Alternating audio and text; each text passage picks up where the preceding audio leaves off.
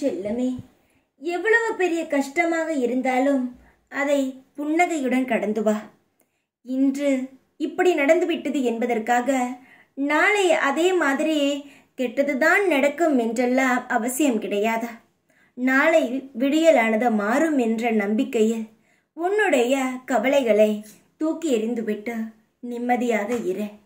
நாளை விடியும் என்ற நம்பிக்கை உனக்கு இருக்கிறது இந்த இயற்கையின் மீது.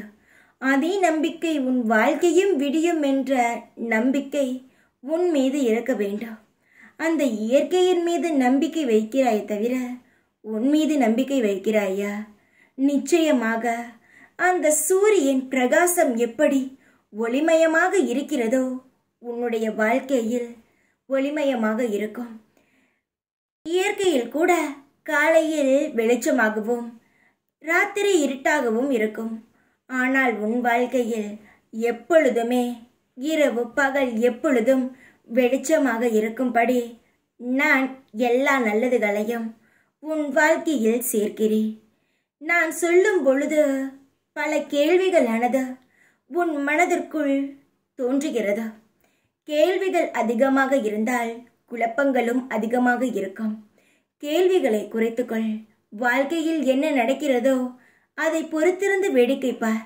உன் மனதில் எல்லா கேள்விகளுக்கும் விடை கிடைக்கும். ஒரு விடை கிடைப்பதற்கு முன்பே அதிக கேள்விகள் இருந்தால் உன் வாழ்க்கையை நீ குழப்பிக்கொள்வாய்.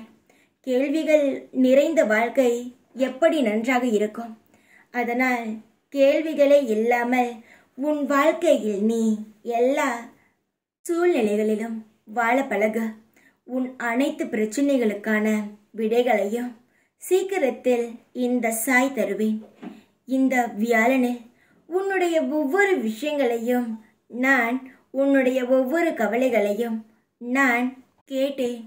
உன்னுடைய பூஜைக்கு பரிசாக, உன்னுடைய பிரார்த்தனைக்கு பரிசாக நான் நல்லதை செய்வேன். நாளைக்குள் உனக்கு ஒரு புது மாற்றம் உருவாகும். நீ வேண்டுமானால் பொறுத்திருந்து பார். சவாலாகவே சொல்கிறேன், ஒரு நல்லது நடக்கும். அது என்ன என்பது நாளை உன் கண்ணுக்கு தெரியும். அதனால் யோசிக்காமல், கேள்விகள் இல்லாமல் சந்தோஷமாக இரு. எல்லாம் நான் இருக்கிறேன். தைரியமாக இரு. எப்பொழுதும் உன் கூடவே இருப்பேன் நான். ஓம் சாய்ராம்.